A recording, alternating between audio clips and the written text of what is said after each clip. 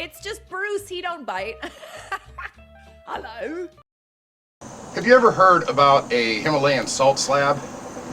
Me neither, up until about 2 years ago when my daughter bought me one for Christmas. Himalayan salt slab, and it's brand new still in the package. I'm finally getting around to opening it. But it is a slab of Himalayan sea salt. They mine it from the Himalayan mountains in Pakistan. And the thing to do is you heat these up and you cook on them. And that's what we're going to learn how to do today. This is my first time too. As you know, any of my videos, I leave my mistakes in there and leave my, so we're going to learn this together today. And I love doing those kind of videos because I never know what's going to happen. But pass or fail, we're going to keep going. Like I said, all I can tell you about this, it's a big slab of salt. Came from Pakistan. It's still in the package. What we're going to do is we have to heat this up to 500 degrees for a good cooking surface. And I've got 3 pieces of meat we're going to cook on it today. I've got a piece of chicken breast, I've got a center cut pork loin, and I've got a ribeye steak. And we're going to try to cook all 3 of these on this today. The first step to doing it, like I said, we have to heat this up to 500 degrees. Now, how do we do that? We can't just throw it on a fire. We just can't put it on top of the stove and turn the burner on high. You have to heat it up gradually. So what we're going to do is we're going to heat it up in stages in the oven, and after it gets up to a temperature that I'm comfortable with, I'm going to move it to the grill on the outside just in case it makes a mess or something like that. Yeah, I'm kind of anxious to see what happens. So let's get started by heating this up in the oven. Let's go. Okay, so I have removed the plastic wrap from my stone, and it's a little rough texture, not super rough. I mean, it's probably what you would think of. It feels like one of the tiles from my floor, actually. But yeah, Himalayan salt. And as you can see, there are, showing up good on camera. I'm worried about these things here because from what I understand, if you heat this up too quickly, there's still moisture in there and it can make it crack. So we're going to heat this up very slowly to try to get the water out of the moisture out of there. Here's a piece here I'm worried about. So just my first instinct, I'm thinking this might crack. But we're going to try it anyway, the way they say to do it. I'm going to pick the nicest side to cook on. I think this would be the nice side to cook on. Now I'm setting it on a cookie sheet here because I know I'm going to be moving this to the grill after I get it certain hot degrees. I just think it'd be easier to slide this off the cookie sheet. So like I said, I'm going to turn the oven on to, what did I say, 250? Let's try 250. Bake. And turn it on 250. Start. And I'm going to put this in now before the oven gets hot, just to not take any chances of this getting shocked by the heat. So we're going to put that in there for, well, I'm going to wait till the preheated oven beeps, and I'm going to wait 15 minutes because that's what it says to do. And then we're going to bump it up again.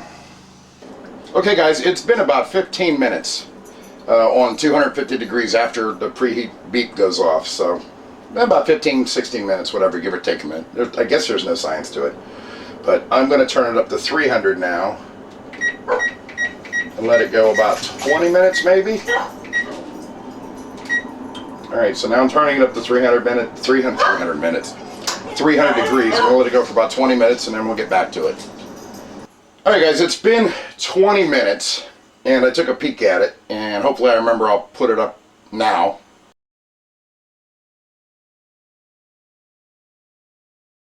As you can see from the picture, it has a little bit of moisture leaking out from the bottom. So it is getting the moisture out at 300 degrees right now. I'm going to turn it up to 400 now. So here we go to 400.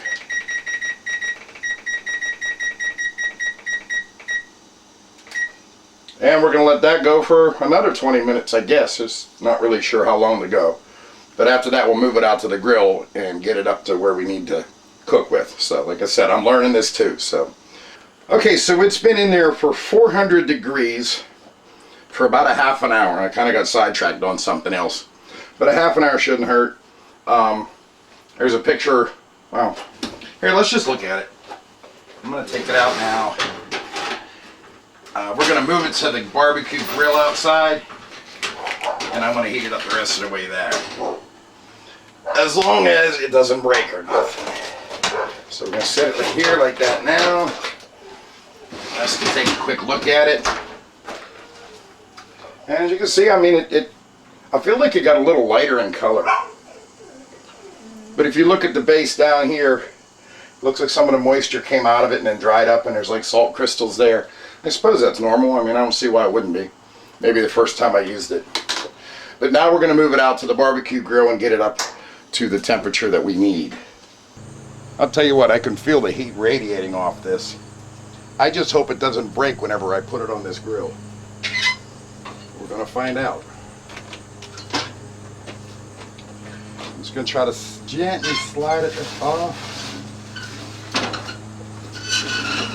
Alright, seems to be okay. Oh, I hate that noise. Ooh, sorry about the noise. Okay, so I'm going to put it in the grill here. Yes, I can definitely feel the heat radiating off of that. Now I'm going to close the grill and leave it in there for a little while. Luckily I have a thermometer on there, so I want to get my grill up a little higher than I want the salt stone to be.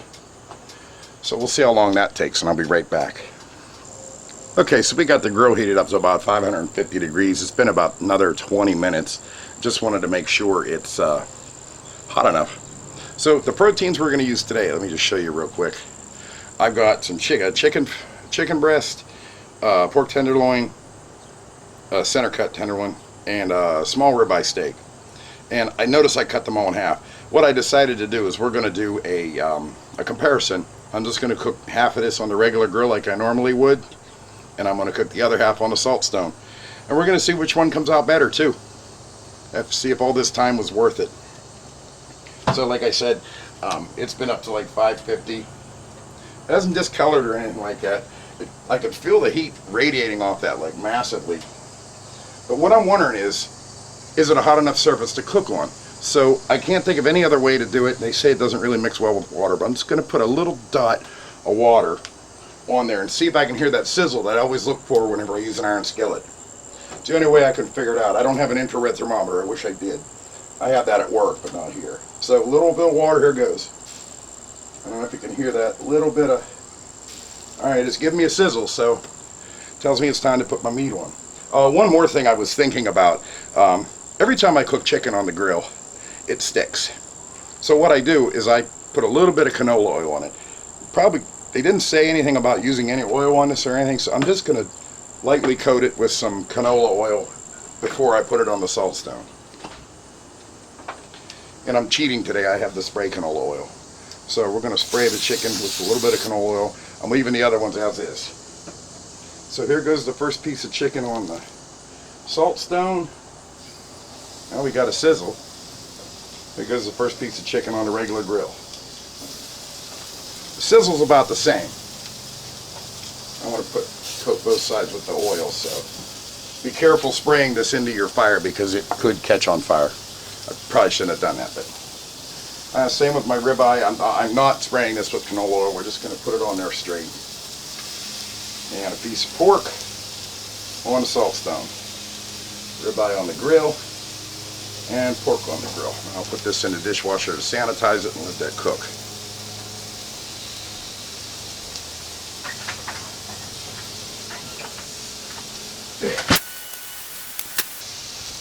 Okay, so since this already has salt on it because it's a salt stick, I'm not going to use salt at all on those meats. But I got to season these meats with something. So for the one that's already on the salt stick, the salt plate, I'm going to give it some cracked ground pepper.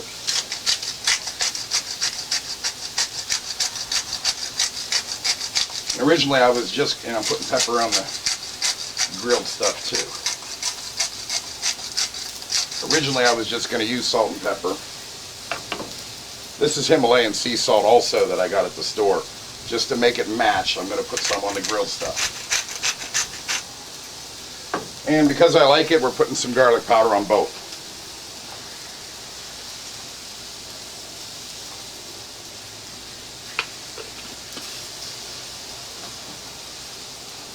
Now I can already see they're starting to cook around the edges. Both of them. See if we can get you a little closer there.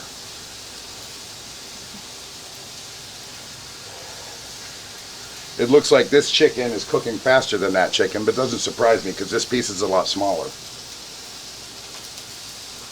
Same with the steak. The steak seems to be cooking faster. Now the pork looked like it's about tied. So as you can see, this is about 3/4 of the way cooked through with the white coming up on the grill side. So I'm going to go ahead and flip that. Now see how it didn't stick because I sprayed it with the canola oil? And our steak's ready to flip too. I use real thin cuts to make this video quicker. This chicken's not really ready to flip yet. The steak, however, yes. And a pork. Flip this pork. This pork's not quite ready to flip. Oh, maybe it was. Now let's compare the sear on the beef. That is a nice sear on where the grill marks were. This has a fairly decent sear on it, if you can see it. See if I can zoom in closer. I don't know if you can see the beef in that or not.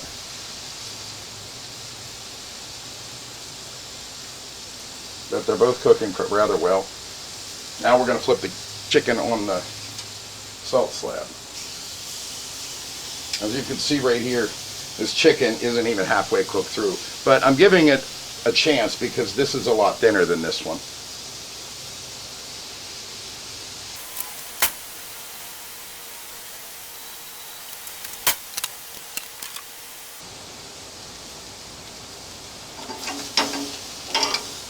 I'm thinking my chicken here is done. This is done, and this is done. So we're going to go ahead and pull our beef off. We don't want it well done. I like it medium rare, but it's hard to do on a piece that thin.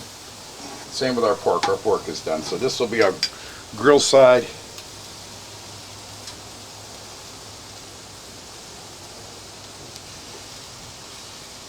This will be our grill side here, and then the other side is going to be from the salt. What I like to do with my chicken, especially when I'm trying new things, is I get my thermometer. When you're cooking chicken, you always want it to be 165 degrees. So I'm going to stick my thermometer in the thickest part of the meat, and I'm getting 168 degrees. We are good. Now, if that had a bone in it, I'd want it to go a little higher. But this is boneless chicken breast, so the temperature is the temperature. Now, it looks like the steak on the salt stone is done. Set that there on the salt side. Same with our pork. It almost looks pan-seared. Our chicken needs another minute, so we'll let that finish.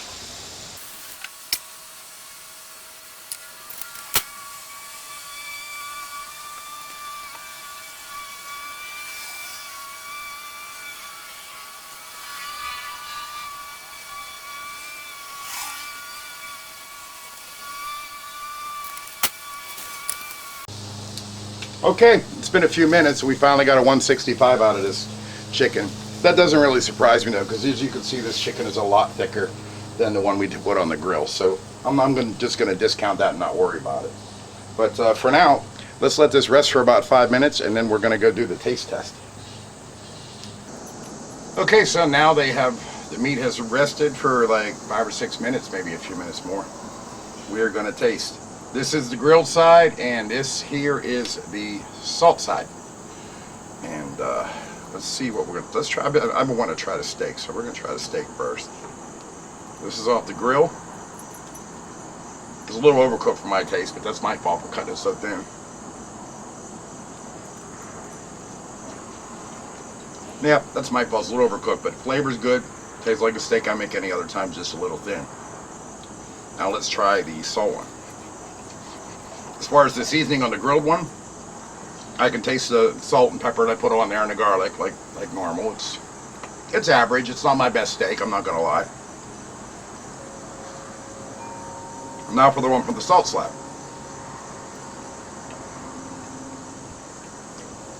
Alright, first thing I taste is salt, big time. It's way too salty. The texture is about the same, the doneness is about the same. Once again, I overcooked both of them. Because, you know, you see how thin this is. This is a really thin steak.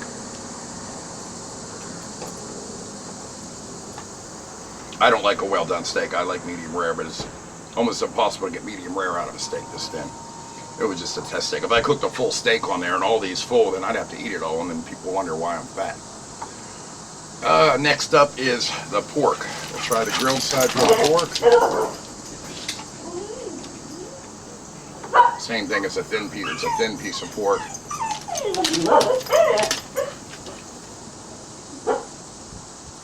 Same thing. It's a piece of pork. I grilled, seasoning. I can taste the salt. I can taste the pepper. Not bad. It's average for me. Once again, being so thin, it's hard to keep it juicy, but something I was going for. I'm going for the flavor profile. All right, now we're going to try from the salt steak, their salt plate. Everything's moving on me. Let's see, this one's about the same thickness. It looks good. It's got a decent sear on it. You know, like if I did it from the... No, you can't have that. I got a dog here thinking I'm trying to give it to him. Or give it to her. All right, let's try it.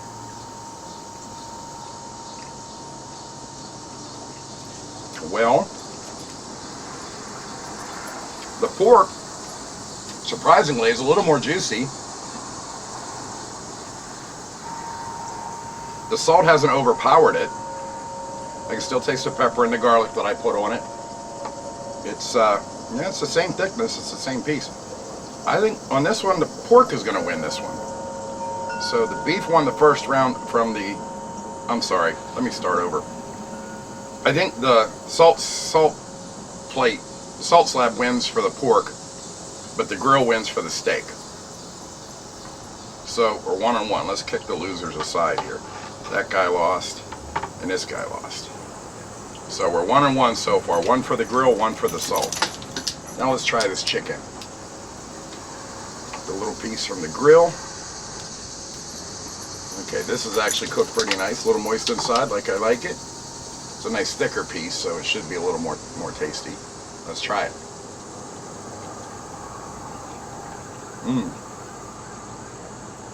That's just the way I like it. It's just the right amount of moisture in there. The seasoning's perfect. I'm happy with this so far. It's going to be tough to beat. Let's cut a piece off the one we cooked on the salt stone. Well, once again, it's a little bit juicy in there on the first cut. It's cutting nicely. Take a piece about the same size of what I just took. The color's pretty nice. It's got a decent sear on it. It's not burnt or anything. Tasting it now.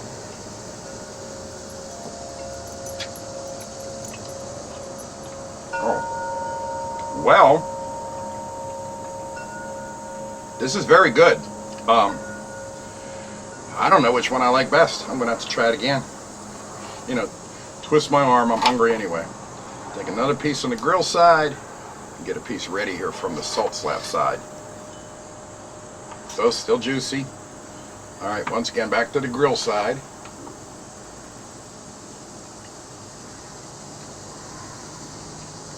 This is really hard on these two. It was easy with the pork and the beef.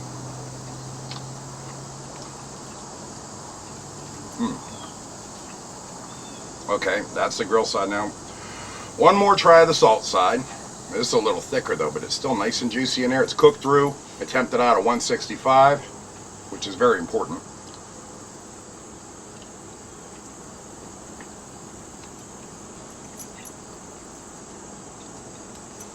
I gotta be honest, these two are tied.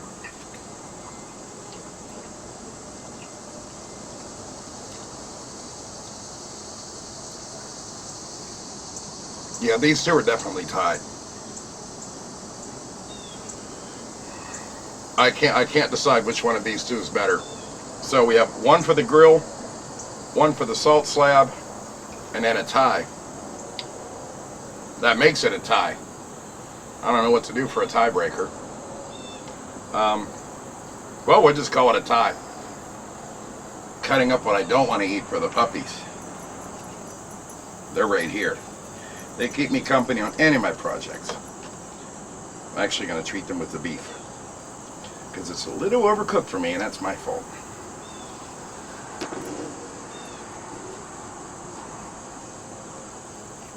There you go, Daisy. Stand. Grace? Come here, Grace. Come on up. Oh, you missed it. There you go. All right. Well, the dogs like it either way. But I think my opinion on the salt stone is the chicken, like I said, it was a very, very close tie with my stuff from the grill. And the pork definitely was better than my grilling technique today. I do know other ways to cook it. The beef, the grill definitely won the beef. So it was a tie all around. I hate ties. But I got to sit here and think about the actual product I used today. And I guess this is turning into a review. I just wanted to test it, see pass or fail. So I'm going to give my video a pass that I didn't fail, didn't make a lot of mistakes, other than overcooking my own beef. But it was so thin, it's hard not to. But I gotta ask myself, like, is this actually practical to use? And I'd have to say no, because it took over an hour to heat the salt stone up the recommended way. You can't just throw it on a fire and let it heat up in 5 minutes like a pan. So waiting a whole hour just to use it to make what we made today, excuse me, I have the hiccups. Taking that long just to heat it up to use it, and then the quick cooking time we had, which kind of matched the grill. It's just easier to open up your grill or heat up your iron skillet and make the same things we cooked today. So I think it's just maybe a marketing technique for Pakistan to capitalize and make some money off all the salt they have over there. And that's brilliant. That's brilliant. You know, I could see this being used in a restaurant because they have a constant heat source. So like first thing in the morning, you come in, you heat up your salt stone and use it. But for home use, unless you're having a party you want to show off for a bunch of people that drink craft beers, I'd have to say no. It's too hard to too time consuming. Yeah, it took, like I said, it took a whole hour and a half or so just to get it up to temperature, and I'm sure there's other ways to heat it up, but either way, every direction I've read or other people's videos I've seen, it took them an hour to heat the salt thing up slowly. I've even seen one video where a guy did it too quickly and it actually, well, I don't want to say exploded because that sounds violent. It cracked right down the middle, broke into pieces. So it didn't actually explode and hurt somebody. It just like fell apart because it just heated up way too fast. So I could see that being a problem. You know, you spend $40 on something like that just to use once and have it crack and fall all apart. So, and the flavor pattern, well, I got the same thing from the jar of ground up Himalayan sea salt. So, don't know if I'm ever going to use it again. Looking to how to clean it, looks like a big pain, even worse than an iron skillet. But I love iron skillets. So, I'm not going to clean it for this video. I just want to be done. I have other things I want to get done today. So, I just thought I'd do this real quick. The rest of this chicken we're going to cut up. My wife is going to have a chicken salad later, I suppose. She likes to cut up the old chicken. Well, not old chicken, but she likes to cut up the chicken when it's cold and make chicken salads and stuff. So that's going to be for her. And I gave the puppies a piece of beef.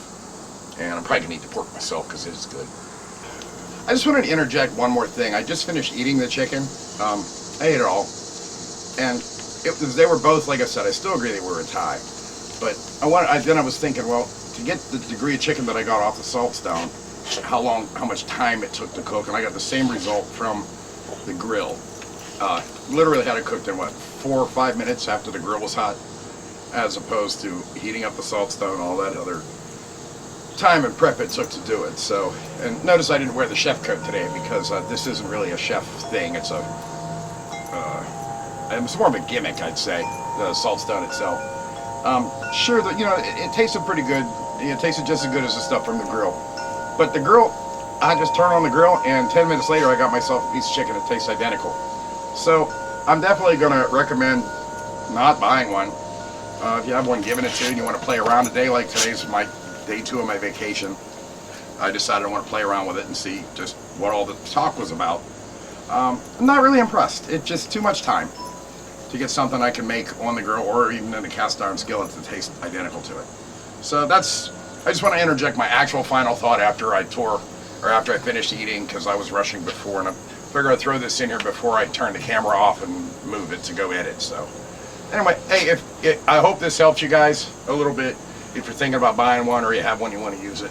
I'm not an expert on this subject. It's brand new to me, so I learned, and there's bees.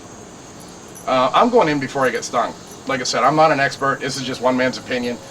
Layman using it. Never done it before, and I just followed some directions, watched a couple YouTube videos how other people used it. And that's what I came up with. So, you know, think for yourself. If you disagree with me or if you tried it, put your results in the comments. I'd like to hear. So, anyway, thanks for watching, and I'll see you next time. It's just Bruce, he don't bite. Hello.